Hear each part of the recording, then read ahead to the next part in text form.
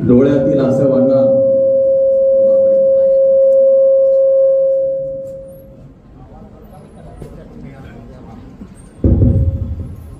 जय भीम.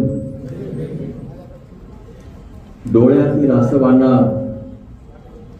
वाहण्याची मुभा आहे. डोळ्यातील आसवांना वाहण्याची मुभा आहे.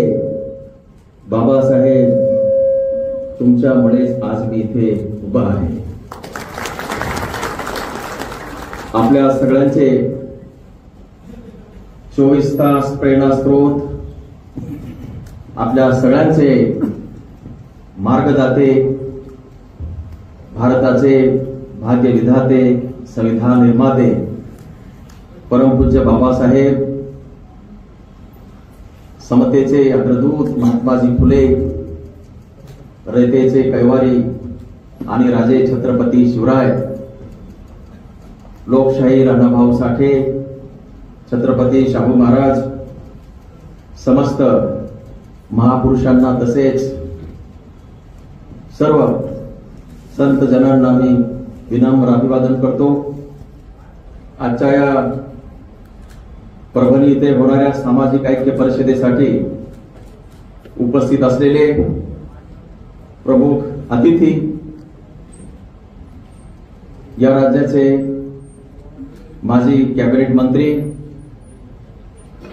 भीमशक्तीचे अध्यक्ष आणि आज रोजी खासदार असलेले आदरणीय चंद्रकांतजी खंडोरे साहेब, या कार्यक्रमासाठी प्रमुख पाहुणे म्हणून उपस्थित लाभलेले दुसरे प्रमुख अतिथी ॲडव्होकेट पवन शिंदेजी, NK कांबळे साहेब, शशिकांत बनसोडेजी, सचिन शिरसाटजी, कनकुटे साहेब, जिल्ह्याचे भीमशक्तीचे अध्यक्ष आणि मंचावरील उपस्थित सर्व समस्त विद्वज्जन हो, तसेच ज्यांनी हा कार्यक्रम आयोजित केला आणि मला मुंबईवरून खास करून इथे येण्यासाठी आग्रह धरला, अशा या सामाजिक ऐक्य परिषदेचे आयोजक, आपल्या सगळ्यांचे मित्र, धडपडणारे आंबेडकरी कार्यकर्ते प्रवीण कनकुटे साहेब, उपस्थित बंधू आणि भगिनी, एका वेगळ्या विषयाला हात घालण्यासाठी कनकुटे साहेब आणि त्यांच्या मित्रमंडळांनी आज हा कार्यक्रम आयोजित केलेला आहे. परभणी शहरामध्येच हा अनोखा कार्यक्रम होतोय. अभिनव अशा स्वरूपाचा कार्यक्रम होतोय. आपल्या सगळ्यांना माहिती आहे की महाराष्ट्रामध्ये जातीय अस्मिता पराकोटीची पोचलेली आहे, पेटलेली आहे. आणि या जातीय अस्मितेमध्ये काही सवंग काम करणारे, सवंग लोकप्रियतेच्या अनुषंगानं भनक विचार मांडणारे काही तथाकथित नेते आजच्या या आपल्या महाराष्ट्रामध्ये दिसत आहेत. महाराष्ट्रातलं जातीय जे काही वातावरण कधी नव्हे एवढं आज रोजी बिघडलेलं आहे, यापूर्वी कधीच नव्हतं. या पार्श्वभूमीवरती दलित, मागासवर्गीय आणि अस्पृश्य, बौद्ध यांच्या जीवनामध्ये सुद्धा महत्वकारक बदल घडणारी घटना देशामध्ये घडली आहे. 1 ऑगस्ट 2024 रोजी माननीय सर्वोच्च न्यायालयाने एक निकाल दिला आणि तो पंजाब सरकारविरुद्ध एक दयाल सिंग त्यांचं नाव आहे, त्या प्रकरणात तो निर्णय दिला होता. त्यामुळं अतिशय ऐतिहासिक आणि वादळी ठरणारा हा निर्णय झालेला आहे. या निर्णयानं आपल्या जीवनामध्ये प्रचंड बदल होणार आहे.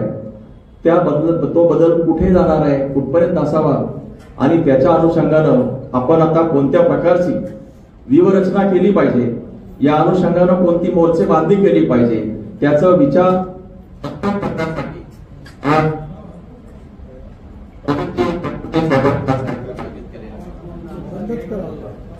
बंद केलेलं बरं.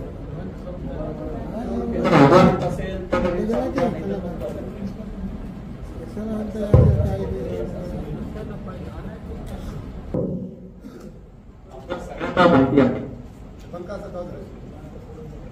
सगळ्यांना कल्पना आहे की बाबासाहेबांच्या येण्यानं आपल्या दलितोद्धाराची आणि गुलामीची जोखडं फेकून देण्याची काम म्हणजे कार्यवाही बाबासाहेबांच्या आगमनापासून झालेली आहे. त्यापूर्वी थोडंफार वातावरण होतं, परंतु ती कुवत कुणामध्ये नव्हती. बाबा वलंगकर असतील किंवा कांबळे साहेब असतील, यांनी दलितोद्धाराची अस्पृश्यतेविरुद्धची मोहीम सुरू केली होती खरी, परंतु त्याला असं फार मोठं स्वरूप आलं नाही. आपणास माहिती आहे की बाबासाहेबांनी 1920ला मूकनायक सुरू केलं आणि पहिलं पाऊल आपलं सामाजिक जीवनामध्ये ठेवलं. 1924ला त्यांनी बहिष्कृत हितकारिणी सभा स्थापन केली, बहुतेक तुम्हाला माहिती आहे. हे सगळं सांगण्याचं कारण आहे की आज आपण कुठून कुठपर्यंत टप्प्यावर पोहोचलेलो आहे आणि आपल्या समोर काय वाढवून ठेवलेलं आहे. 1924ला जी बहिष्कृत हितकारिणी सभा होती त्यावेळेस बाबासाहेबांनी 3 प्रश्न उपस्थित केले होते. कारण त्यांनी ठरवलं होतं की इथला दुबळा, इथला हतबल, इथला वंचित आणि इथला जो मुर्दाड समाज आहे, ज्याला आपण कोण आहोत हेच माहिती नाही, त्याला स्वाभिमान माहिती नाही, अधिकार माहिती नाही, काहीच माहिती नाही, अशा माणसाला जागृत करून समतेच्या लढाईमध्ये आणायचं असेल तर काय केलं पाहिजे. आणि म्हणून त्यांनी तयारी केली होती. एक तर देशांतर करा, नामांतर करा किंवा धर्मांतर करा. देशांतर, नामांतर किंवा धर्मांतर, कुठल्या मार्गाने आपण पुढे जाऊ शकतो, आपला हा समाज जागा होऊ शकतो, प्रगतीत येऊ शकतो, ही युवरचना साहेबांनी तेव्हाच केली होती. त्यांनी 1920ला त्या एका सच्चर कमिटी समोर मांडलेली साक्ष असेल, 1927ला सायमन कमिशनच्या समोर त्यांनी दिलेली साक्ष आहे. यावरून बाबासाहेबांनी तार्किक दृष्ट्या आपल्याला कोणत्या रोडमॅपने जायचंय याची आपल्याला कल्पना दिली होती. 1927चा पाण्याचा संगर महाडचा असेल किंवा 1930ला काळाराम मंदिराचा प्रवेश सत्याग्रह आहे, हे सगळे सत्याग्रह आपल्याला माहिती आहे. हे सत्याग्रह दुसरं तिसरं काही नाही तर आपले अधिकार, न्याय मिळवण्यासाठी आपण जागृत व्हा आणि समतेची सुरुवात करण्यासाठी पाऊल टाका, अशा प्रकारची ती मागणी होती. बाबासाहेबांचं गोलमेज परिषद सर्वार्थानं गाजलेलं आहे. त्यावेळी त्यांनी गोलमेज परिषदेत केलेली कामगिरी तुम्हाला माहिती, मी त्याच्यावर जास्त बोलणार नाही. पण त्या पलीकडे बाबासाहेबांनी त्याच परिषदेमध्ये 3 वेळा हजर राहिल्यामुळे स्ट्रक्चर कमिटीवर काम केलं आणि 1935चा जो कायदा केला त्यामध्ये त्यांचं असं अमूल्य असं योगदान राहिलेलं आहे. इथे वकील मंडळी त्यांना माहिती आहे. 1935चा हा जो कायदा आहे ब्रिटिश सरकारचा, तो बाबासाहेबांच्या कल्पनेतून आला होता, कारण त्या स्ट्रक्चरल कमिटीचे ते चेअरमन होते. आणि त्याच वेळेस खऱ्या अर्थानं बाबासाहेबांचं रूप सगळ्या देशातल्या सगळ्या समस्त काँग्रेस जनांना आणि इतरांना लक्षात आलं. 1938चं शेड्यूल कास्ट फेडरेशनची निवडणूक असेल, त्यामध्ये बाबासाहेब अक्षरशः संयुक्त मतदारसंघातून बहुमतानं निवडून आले, विरोधी पक्ष नेते झाले होते मुंबईचे. 1942 ते 46चा जो काही कालखंड आहे ते तर बाबासाहेबांचा अक्षरशः वेगळंच रूप आहे. त्यामध्ये भारताच्या जे काही पायाभरणीचा इतिहास आहे, पायाभूत सुधारणा, पायाभूत सोयी भारताच्या, त्या बाबासाहेबांनी केल्या. मला वाटतं त्या तुम्हाला माहिती आहे, ज्याच्यामध्ये इलेक्ट्रिक ग्रीड असेल, कोळशाची विषय असेल, भाकरा असेल, भातचा नांगर योजना असतील, अशा पायाभूत सुविधेचं काम केलं. आणि जेव्हा घटना समितीचा विषय आला 1946ला ही समितीचं कामकाज सुरू झालं आणि प्रत्यक्षात बाबासाहेबांना 47 मध्ये मसुदा समितीचा अध्यक्ष केलं आणि पुढचा 2 वर्ष 11 महिने 17 दिवसाचा जो काही कालखंड आहे तो आपल्याला सगळ्यांना माहिती आहे. बाबासाहेब आंबेडकरांनी जे काही विघटित असलेले अनेक जाती, धर्म आणि प्रदेशामध्ये, वंशामध्ये, लिंगामध्ये विघटित असलेला समाज आहे तो एकत्र करून भारत असलेल्या विखुरलेल्या भारताला अनेक राष्ट्रामध्ये, अनेक खंडपाय जे काही संस्थानामध्ये विखुरलेल्या या सगळ्या खंडांना एकत्र करून एक राष्ट्र बांधणीचं काम त्यावेळेस केलंय. बाबासाहेबांचं योगदान हे राष्ट्र उभारणीचं काम आहे. भारताची संविधान निर्मिती ही भारताची राष्ट्र उभारणीची पायाभूत केलेली गोष्ट आहे आणि त्यांनी दिलेला रोडमॅप आहे. आता बाबासाहेबांनी जे केलेले काम आहे, एकीकडे ते राष्ट्र उभारणीचं काम करत होते, दुसरीकडे ते कायदेशीर मार्गाचा अवलंब करत होते आणि तिसरीकडे मृतवत झालेल्या आपल्यासारख्या समाजाला जागा करून त्याच्यामध्ये स्वाभिमानाची आणि अधिकाराची जी काही मुहूर्तमेढ आहे, जी काही त्याच्यामध्ये ती काय त्याच्यामधल्या ज्या संवेदना आहेत त्या सगळं ते जागृत करत होते. या सर्वांगानं एक आपला जो हिरा आहे, जो आपला नेता आहे, तो त्या काळात झगडत होता आणि त्या काळातला भारत मातेचा सगळ्यात सर्वश्रेष्ठ सुपुत्र म्हणून बाबासाहेबांची नोंद आपल्याला घ्यावं लागेल. आणि म्हणून बाबासाहेबांचं हे रूप जे आहे ते आपल्या सगळ्या समाजाने अनुभवलेलं आहे, पाहिलेलं आहे. त्या काळामध्ये म्हणजे अस्पृश्यता निवारणाची चळवळ, एकीकडे बाबासाहेब सगळं करत असताना त्यांनी अस्पृश्यता निवारण आणि समतेची जी चळवळीचं पायाभरणी आहे ती 1920च्या काळामध्ये घातलेली आहे. म्हणून मला हा मुद्दा या ठिकाणी प्रकर्षानं मांडायचा आहे की बाबासाहेबांना ज्यांनी त्या काळात स्वीकारलं त्या सगळ्या विशेषतः महार म्हणजे आताचे बौद्ध यांची ही जी चळवळ आहे ती 1920 पासून बाबासाहेबांच्या बरोबर झालेली आहे, सुरू झालेली आहे. म्हणून आंबेडकरी समूहातला जो महार समाज, जो आज बौद्ध समाज आहे, यांनी संघर्ष करण्याची, स्वाभिमानाची, लढाईची, हक्काची ही जी चळवळ आहे ही काल परवाची चळवळ नाही. ही चळवळ बाबासाहेबांच्या बरोबर 100 वर्षापूर्वी हाती घेतलेली आहे. बाबासाहेबांच्यासाठी जीवाचं रान करणारी, त्यांच्यासाठी जीव देण्यासाठी तयार असलेली माणसं ही 100 वर्षापासून काम करतात. 70 वर्षानंतर सुद्धा आपला संघर्ष संपलेला नाही आणि संघर्ष असेल तिथं आपला समाज तयार होतो. आंबेडकरी समाज पेटून उठतो. संघर्ष आणि संघर्ष हेच आंबेडकरी समाजाचं ब्रीद आहे. आणि जिथं संघर्ष आहे तिथे धावून येणारा जर आज रोजी कोणता समाज असेल तर तो आंबेडकरी समाज आहे. आणि म्हणून आंबेडकरी समाजाबरोबर बाबासाहेबांच्या विचारावर आधारित जे समाज आले ते सगळे ते पुढे गेलेले आहेत. ज्यांनी बाबासाहेब स्वीकारला नाही ते आपल्यातले असले तरी ते मागे राहिले.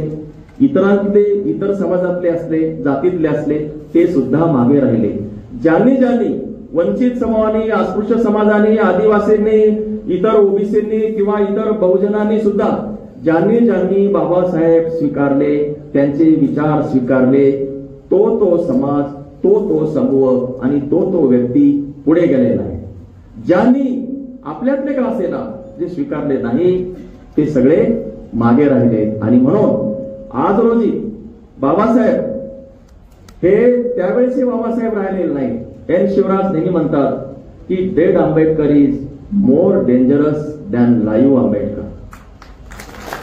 Dead Ambedkar is more dangerous than live Ambedkar. Ambedkar जिवंत असणाऱ्यापेक्षा मृत आंबेडकर आता सगळ्यात जास्त खतरनाक झालेले आहे. खतरनाक या अर्थानं झालेले आहे की जसं ऍटॉमिक जाळं, ऍटॉमिक जे ते पसरतं, त्याचे अणुरेणू इतक्या प्रमाणात पसरतात तेवढ्या प्रचंड प्रमाणामध्ये मल्टिपल रेंजनी आंबेडकरांचे, बाबासाहेबांचे विचार सर्व दूर पसरत आहेत.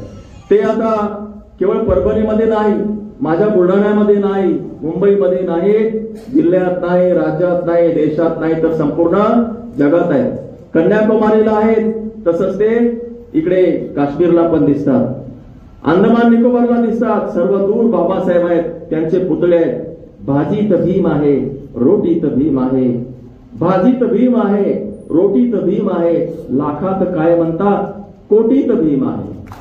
भीमा नदीचे पाणी गेले अशा नळाला, भीमा नदीचे पाणी गेले अशा नळाला, त्या गावच्या नळाच्या तोटीत भीम आहे, तोटीत भीम आहे. भीम आज इतका सर्वदूर झालेला आहे. आणि म्हणून 50 वर्षापूर्वी ज्यांनी सार्वजनिक जीवनामध्ये काम केलं, इथं बरेच मंडळी वृद्ध दिसत आहेत. 50 वर्षाची जाती व्यवस्था, त्याचे चटके, त्याचे अनुभव किती भयानक होते हे हंडोरे साहेबांसहित तुम्हाला सगळ्यांना माहिती आहे. बरोबर आहे. 50 वर्षामध्ये आपली सावली, आपल्याला अन्न, बरोबर आहे. 50 वर्षात गावगाड्यामध्ये बौद्ध समाज, महार समाज विशेषतः, त्याला जेवढा त्रास देता येईल तेवढा त्रास. लग्नातला मंडप म्हणजे लग्न वराडातला नवरदेव असेल किंवा वरातीतला नवरदेव असेल, बाबासाहेब आंबेडकरांची जयंती असेल, लग्न सोहळा असेल, सार्वजनिक कार्यक्रम असेल, कुठल्याही स्वरूपामध्ये पदोनपदी प्रत्येक माणसाला त्रास झालेला आहे की नाही. असा हा संघर्ष त्रास झाला म्हणून इतर समाज घाबरले. आंबेडकरी समाज घाबरला का? महार म्हणजे आताचा बौद्ध समाज घाबरला का? घाबरला का? नाही घाबरला ना. त्यांनी काय केलं? लढला. त्यांनी छातीवरती वार झेललेले आहेत आणि त्यांनी छातीवरती वार झेलल्यामुळं बाबासाहेब आंबेडकरांची संविधानिक चळवळ, लोकशाहीची चळवळ आज देशामध्ये जिवंत राहिलेली आहे. आणि लोकशाहीला जर कोणी, लोकशाहीच्या लढणीला कोणी जर हात लावण्याचा प्रयत्न करत असेल तर तो हात तिथल्या तिथे कलम करण्याची ताकद आज रोजी कोणामध्ये आहे? आंबेडकरी समाजामध्ये. ही आहे आंबेडकर समाजाची कामगिरी. हा आहे आंबेडकरी समाजाचा इतिहास. आणि या चळवळीमध्ये जे जे कोणी राहिले ते सगळे मी नेहमी म्हणतो पुढे गेले आहेत. यामध्ये मातंग आहेत, चर्मकार आहेत, आदिवासी आहेत, इतर सगळे आहेत. जे नाहीत ते मागे राहिलेले आहेत. आणि या सगळ्यांना सोबत घेऊन रस्त्यावरची आंदोलन आपण केली आहे. पॅन्थरच्या काळामध्ये ती आंदोलनं कशाची होती? राजकारणाची होती का? नाही. समाजामध्ये झालेला अन्याय त्याला वाचा फोडण्यासाठी, त्याला जबाब देण्यासाठी, त्याला कायदेशीर धडा शिकवण्याची ती चळवळ होती की नाही? या चळवळीमध्ये कोण अग्रेसर होतं? कुणाची गरज लागली? कुणाची माणसं बेलली आहेत? कोण याच्यामध्ये बळी पडलेलं आहे? इतरही मी सगळ्यांचं या ठिकाणी सर्वांगीण बोलतो. आंबेडकरी विचारधारा मानणाऱ्या सगळ्यांना याचा त्रास झालेला आहे आणि त्याचं नेतृत्व बौद्धांनी केलेलं आहे, आंबेडकरी समाजानं केलेलं आहे, पूर्वाश्रमीच्या महार आणि आजच्या बौद्धांनी केलेलं आहे. बौद्ध हा नेतृत्व असलेला समाज आहे. स्वाभिमान, अधिकार आणि न्याय या तत्वावरती झगडणारा जर कुठला समाज असेल तर बौद्ध आहे. लोकशाहीच्या प्रतिष्ठापनेसाठी आज फक्त बौद्ध समाज रस्त्यावरती येतोय. आणि जे काही विचित्र घडतंय देशामध्ये, संविधानाच्या संदर्भात भारतीय राज्यघटनेला कुठे जर धोका, कुठे काही खिळखिळ करण्याचा प्रयत्न करत असेल तर त्याची पहिली जाणीव आपल्याला होते आणि ती जाणीव आपण घेऊन चर्चा करत असतो. आणि म्हणून अशा या वातावरणामध्ये जे काही घडतंय महाराष्ट्रामध्ये, जी काही चर्चा चाललेली आहे ती चर्चा आपण सगळेजण ऐकतोय. जातीय अस्मिता आज कुठे गेलेला आहे.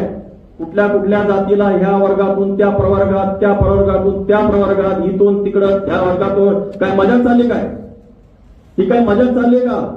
तुम्हाला जो काही वर्ग दिलेला आहे त्या वर्गातून त्या दुसऱ्या वर्गात जायचंय. एखादा जो काही पीजेंटी वाला असेल त्याच्यातला म्हणतो की आम्हाला एससी मध्ये जायचं किंवा एसटी मध्ये जायचंय. मजाक लावली काय? हा जो काही सवंग लोकप्रियतेचा जो काही सुळसुळाट झालेला आहे त्याला जबाबदार इथली व्यवस्थाच आहे. या व्यवस्थेनं हे जे बेजबाबदार बोलणारी लोक आहेत त्यांच्यावरती अंकुश ठेवण्याची गरज आहे.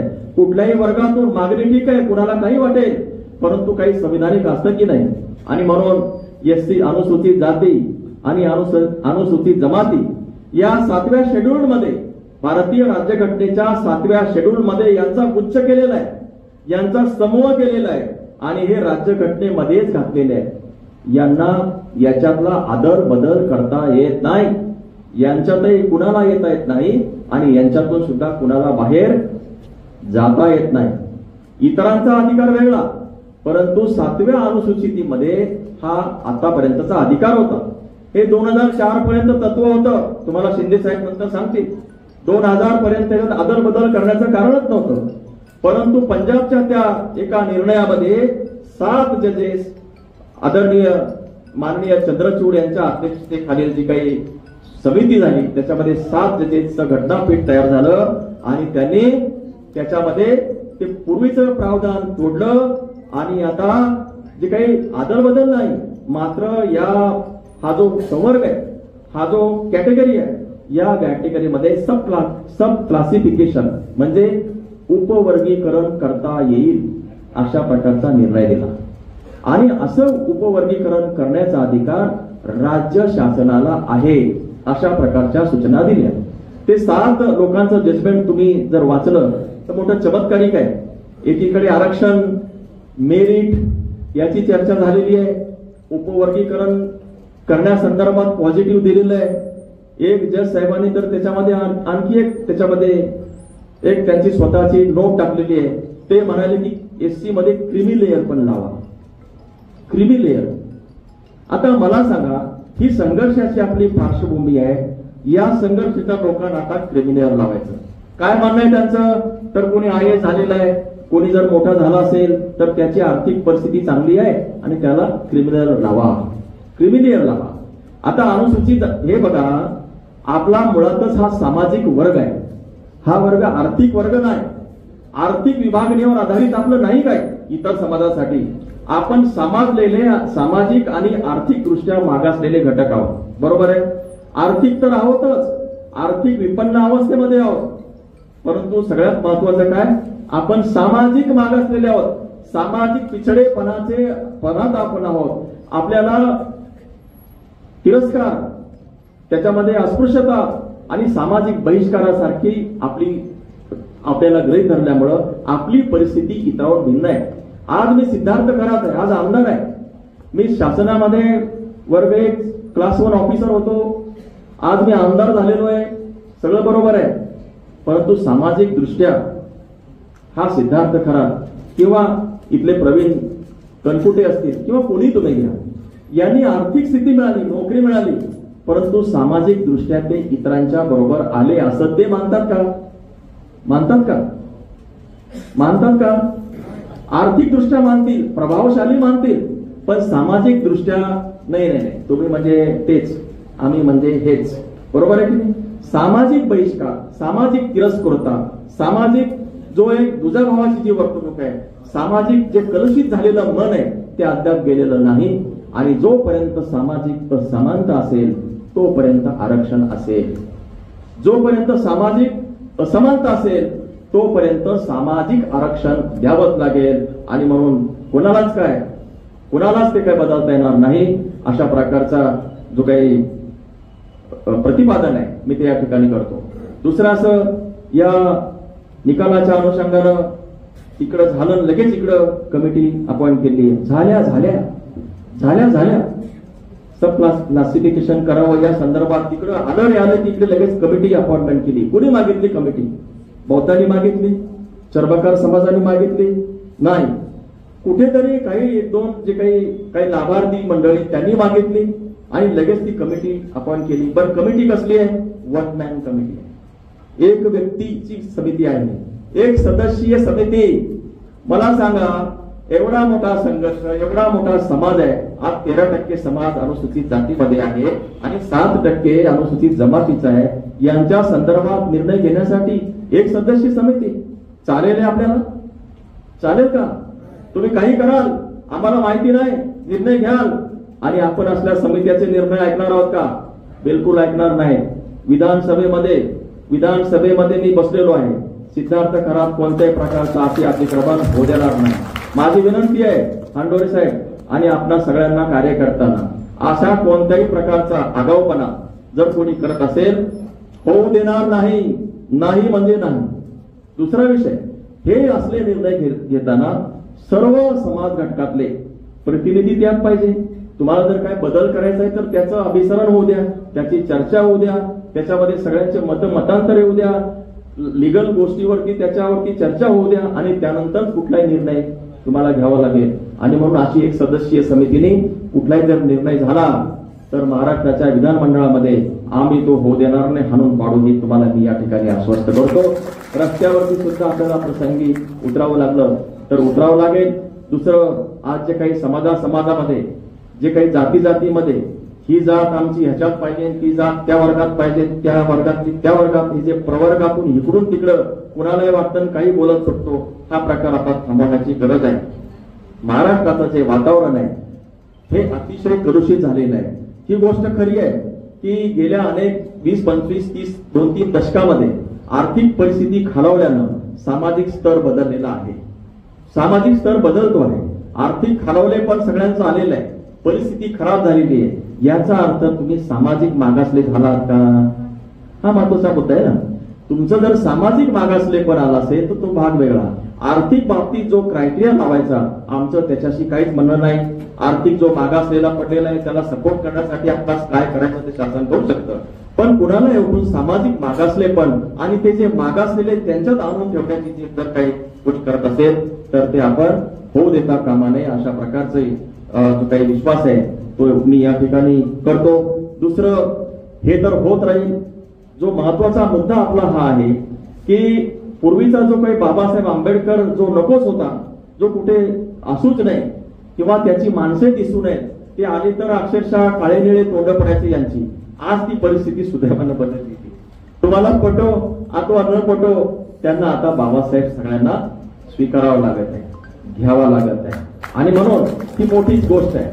आज तुम्ही कन्याकुमारी, मगाशी म्हटलो, कन्याकुमारी असतील की नॉर्थ ईस्टर्न स्टेट असतील, सगळ्या राज्यामध्ये जा. जो शोषित आहे, जो वंचित आहे, जो तरुण आहे, ज्याला स्वाभिमान पाहिजे, ज्याला न्याय पाहिजे, ज्याला अधिकार पाहिजे, तो बाबासाहेबांच्या समवेत. ही सगळी मंडळी आज बाबासाहेबांच्या समवेत आहे. आणि बाबासाहेबांच्या समवेत जो आहे तो मागे जाणार नाही. फक्त इतकीच आहे की आपली लढाई आता सामाजिक समतेच्या दृष्टीनं संघर्षाची होती. आता ती कुठं स्थिरावत असताना आपल्याला आणखी पुढची पावलं टाकावी लागणार आहे. समता प्रस्थापित करण्याच्या कामानं आपल्याला पुढे जावं लागणार आहे. समता म्हणजे अशी नाही, सांगा टाटा बिर्ला वाटा कुठं आहे हो, सांगा धनाचा साठा आमचा वाटा कुठं आहे हो. याला मी ऍग्री नाही. कुठेतरी भारताच्या जे काही संपत्तीचा वाटा एकत्र करा आणि त्याचा वाटा आम्हाला द्या, चुकीची मागणी आहे. भारतीय संविधानामध्ये 14वा अनुच्छेद आहे, त्यामध्ये इक्वॅलिटी बिफोर लॉ त्यांनी दिलेली आहे. सगळ्यांना समान संधी. यामध्ये टाटा बिर्ला बाटा अंबानी अडाणी जे काही असतील, त्यांनी जेवढी संपत्ती मिळवली, ते जेवढे मोठे झाले, त्यांना जी अपॉर्च्युनिटी होती, त्यांना जी संधी मोठं होण्यासाठी देण्यात आली, तीच संधी झोपडपट्टीतल्या सुदाम कांबळेंना सुद्धा आहे. सुदाम कांबळेने सुद्धा आता अदानीला जर मागं टाकायचं ठरवलं तर त्याला काहीच कोणाची हरकत नाही, कायद्यानं ते मान्य आहे. आणि म्हणून असे सुदाम कांबळे, आपल्यातले अडाणी त्यांच्यापेक्षाही मोठे झाले पाहिजेत. त्यासाठी आपल्याला आता कोणी अडवलेलं नाही. खरं म्हणजे आपल्या मनानेच घातलेला हा बांध आहे. सामाजिक समतेच्या लढाईमध्ये आर्थिक उन्नती हा प्रमुख पाया आहे. आणि आर्थिक उन्नती झाल्यानंतर सामाजिक एक स्टेटस येतं. आणि जेव्हा सामाजिक स्टेटस येतं तेव्हा राजकारणाची दारं खुले होतात. आणि जेव्हा राजकारण येतं तेव्हा तुमच्याकडे सत्ता, पैसा आणि तुमच्या लोकांना उभं करण्याची ताकद येते. म्हणून आर्थिक क्षमता, बौद्धिक क्षमता, राजकीय सत्ता या गोष्टी आपल्याला मिळवाव्या लागतील. समता त्यामुळेच येणार आहे. समतामूलक समाज निर्माण करणे किंवा व्यवस्था परिवर्तन आमचा नारा आहे, हे केवळ शब्द बोलण्याने होणार नाही, तर त्यासाठी आपल्याला आता अंतर्मनामध्ये स्वतःमध्ये बदलून या सगळ्या प्रोसेसमध्ये सहभागी व्हावे लागेल. आपण बाबासाहेब आंबेडकरांच्या प्रेरणेनं त्यांच्या पदपथावर आपण चालत असताना हे जे काही हर्डल्स येतील, हा 75 वर्षाचा जो हा काही प्रवास आहे, जसं विमानात बसल्यानंतर काही काळानंतर ते विमानाला हादरे बसतात, असं वाटतं की आता काय होतं, परंतु ते लगेच व्यवस्थित होतं आणि विमान लँड होतं. 75 वर्षाच्या काळामध्ये, अलीकडच्या काळामध्ये काही हादरे आपल्याला बसतायत. लोकशाहीला हादरे बसतात, आपल्या सामाजिक लढाईच्या चळवळीला हादरे बसतात, पण ते हादरेच आहेत. त्याने विचलित होऊ नका. बाबासाहेबांचा मार्ग हा प्रशस्त आहे, मोठा मार्ग आहे. त्या मार्गावरून आपण आपल्या सामाजिक उन्नतीचं, सामाजिक समतेचा मार्ग आणि प्रगतीचा मार्ग आपण पुढे घेऊन जाऊया. यावेळी ही जी काही समिती आहे, ही जी समिती 1 सदस्यीय समिती आहे, त्या समितीचा जो निर्णय असेल तो आपल्याला मान्य होणार नाही. त्यानंतर त्या समितीने जर काही निर्णय दिला त्यावेळेस सगळ्या समाज घटकांना, सगळ्या स्तरातल्या समाज घटकांना एकत्र घेऊन विचार विनिमय करून मार्ग काढावा लागेल. तशा प्रकारची विनंती, तशा प्रकारची मागणी संविधानिक मार्गाने आपण शासनाकडे करू. आणि आपण आंबेडकरी समाज जे म्हणेल तेच होईल. आंबेडकरी समाजानं नेतृत्व केलेलं आहे, त्यांनी आता कुठे या सगळ्यांना अन्न पाण्याला लावले आहे. आणि त्यांची आज जी प्रगती होत असताना काही समाजाच्या जर एका दुसऱ्या समाजाच्या पोटात दुखत असेल तर तो त्यांचा प्रॉब्लेम आहे. इथे क्रिमिलेअर चालणार नाही. आणि आपली जी काही वर्गीकरण आहे, वर्गीकरण सुद्धा आपल्या समाजामध्ये होता कामा नये, होऊ द्यायचं नाही. अशा प्रकारचा निर्धार आपण या ठिकाणी बांधूया. मला या ठिकाणी आपण बोलवलं आणि एका चांगल्या विषयाची मांडणी कनकुटे साहेब आणि त्यांच्या सगळ्या मंडळींनी या ठिकाणी केली. त्याबद्दल मी त्यांचे जाहीर अभिनंदन करतो. मला बोलवलं त्याबद्दल आभार मानतो. याबद्दल आभार मानतो. शब्दांची पूजा करत नाही, मी माणसांचे गीत गातो. शब्दांची पूजा करत नाही, मी माणसांचे गीत गातो. ज्यांच्या गावात सूर्य नाही त्यांच्या हातात उजेड देतो. हे उजेड देण्याचं, फेरण्याचं काम आपल्याला, आंबेडकरी समाजाला, आंबेडकरी विचार घेणाऱ्या माणसाला करावं लागणार आहे. अशा प्रकारची आशाही व्यक्त करतो. थांबतो. जय भीम, जय बुद्ध, जय भारत.